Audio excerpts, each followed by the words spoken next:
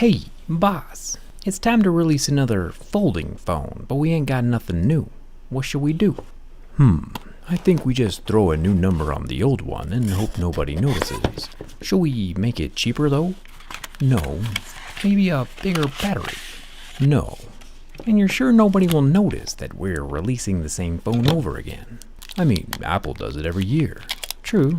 They've been selling the same phone over and over for years now. Alright, Fold 4.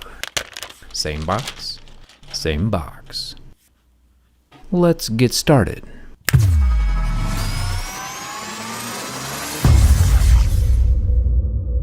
So there aren't a whole lot of changes this year with the Fold 4, externally or internally. It's got the same multitudinous smorgasbord of regulations that you have to agree to before gaining access, like the usual don't touch it too hard. But while it's mostly the same, there are a few minor perks this new Fold 4 has over the previous Fold 3, even though they are both near indistinguishable at first glance. The Fold 4 is slightly thinner, and in my particular case, slightly more glued together. That of course will be rectified all in good time. All in good time. This guy's crazy. I think we should see what he does next. Another difference is the front screen. The smaller exterior full frontal screen on the Fold 4 has 3 entire millimeters more real estate than the Fold 3. Every millimeter matters, I guess. It's not something I necessarily worry about. Corning also added the word plus to their Victus lineup of glass, giving us Gorilla Glass Victus Plus, which has a nice ring to it, even though it still scratches at a level 6 with deeper grooves at a level 7. The front 10 megapixel camera is protected by the Victus Plus, and it's all snugged up right up to the super thin earpiece slit. Now, don't get me wrong, the Fold 4 is so far ahead of any other device, technologically speaking, it doesn't really need to innovate to stay ahead in the cool phone department. Samsung is the only one realistically competing in the folding space, and they have nothing to worry about. It's like Tesla worrying about a Prius, or Michael Jordan worrying about me on the basketball court. There's no shame in the Fold 4 taking a little break this year when it's so far ahead of the competition. This guy's actually kinda nice. Interesting, it appears Apple has trained consumers to be happy about getting nothing new. On the large inner screen, the bezels are slightly smaller when compared to last year's phone, along with a slightly better hidden under-display camera. You can see the pixel density improvement on the 4 versus the 3. There's like at least 20 more pixels in there over the sensor. Nice work, Samsung. See, I told you it's a totally new phone. And if we test the hardness on the Fold 4's inner screen, we still see scratches at a level 2 with deeper grooves at a level 3. Okay, fine. Maybe some things are still a little bit the same. Making our way over to the side, Samsung is using the Armor aluminum again, which is metal. We also have a scratchable side-mounted fingerprint scanner where they should all be. And we have a metal, removable volume rocker. Above that is a plastic patch where I believe the 5G antennas are located. Up at the top, if we close the phone, we can multitask with 2 sides at once.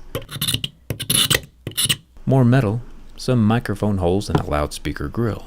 And Samsung has left a bit of a gap between the two halves so dust and dirt doesn't get smashed into the plastic layers. Thumbs up for that. With so many sides to scratch, I'm feeling like a fruit ninja. But we do find more metal, along with a SIM card tray, and no expandable memory. It does have a rubber ring though, and a water resistance rating of IPX8, meaning that it's pretty impervious to liquids, but has no rated resistance against dust. More on that later. Did he just say dust? This guy is crazy. Down at the bottom we have our 25-watt fast charger, and another loudspeaker with more metal. Finally, the spine.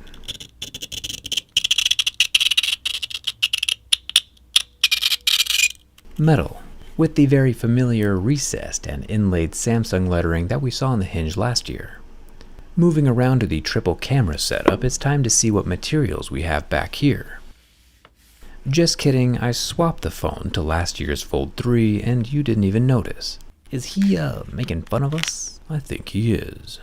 We have a new 50 megapixel camera, which is cool, and then a 10 megapixel telephoto, and a 12 megapixel ultra wide. A decent trifecta, all protected with glass, and as you can tell, a metal camera housing. There is a matte glass finish on the rest of the back panel. Personally, I'm a pretty big fan of the matte glass aesthetic. Samsung did warn us at the beginning, before even getting to the operating system, to avoid dust. Samsung also left dust out of their ingress protection rating, so it's time we see what actually happens when dust does come in contact with the Fold 4. This is the same batch of dust that I used on previous generations of the Flip and Fold lineups, so it should be a fair test across the board. Does he recycle the dirt? Someone really needs to stop this man. Now that the phone's dirtier than a politician stealing classified documents, it's time to see how much dust ends up inside the gears of the phone. It should be fairly audible. Gears never sound real good with contaminants. I don't notice any grinding. I do notice, however, that my dust appears to be metallic, since it's congregating at little dots along both edges of the phone, and these same locations are then able to magnetically hold my metal tweezers. Very interesting. I don't hear any grating sounds yet. Let's add some more dirt for good measure, specifically along the spine. And I do have to say, the phone still sounds super good. The only crunch I hear is from the dust being pinched between the two halves as the big screen opens. But nothing is actually inside of the phone or the hinge. Nice work again, Samsung. As far as the fingerprint scanner goes, I was able to read and set my dusty fingerprint, which is nice. And after some extra damage with my razor blade, it does appear to still be working and still be extremely fast. This is where every fingerprint scanner should be located, in my opinion. Now for the burn test. Where is this boy's mother? We already established that the inner foldable 7.6-inch screen is made from a super thin plastic, and in just about 10 seconds we see the pixels go completely black and a bit green, and never recover. The exterior glass fares a bit better at 16 seconds before the flame leaves a permanent white mark on the AMOLED pixels. I imagine the glass helps distribute the heat, leaving less damage behind from the flame. You know, since fire management is a major issue when selecting a smartphone. I got you covered. Finally, the bin test. Samsung has gotten a little cocky lately, calling this Fold 4 Unbreakable on their website. Brave words coming from a Moz 3, but I'm going to be honest, I do kind of agree with them. Each of the previous years this phone's come around and structurally survives, where some other phones do fail catastrophically. May OnePlus rest in peace. And this Fold 3 with a 4 on the box appears to be no exception, rigidly strong in every direction with the phone closed, obviously. If, however, we were to bend the phone in the opposite direction while open, where each and every single one of us expect and almost hope for carnage, there is none. The Samsung Fold 3.4 once again passes my durability test.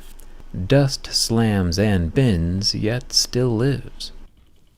Yeah, it's a little soft on the inside, but aren't we all? Now, I don't think that this new Fold is going to survive the teardown though, its predecessor for sure did not. So if you'd like to see your phone from the inside while it's still alive, might I suggest one of my teardown skins? D-Brand and I have been working on this teardown project for years now, and we cover nearly every major device. You might be like, if the phone didn't change much, how come there's a new teardown skin for it? And if you keep asking those questions, we'll just release the Fold 3 again next year too.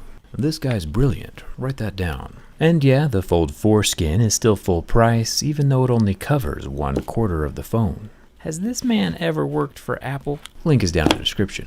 Rumor is there's the new iPhone coming out. I think it's the iPhone 10 version 4. I lose track. Either way, I'm already sharpening my razor blades, which are also right down there in the description next to my teardown skin. Hit that subscribe button if you haven't already. Come hang out with me on Instagram and Twitter. And thanks a ton for watching. I'll see you around.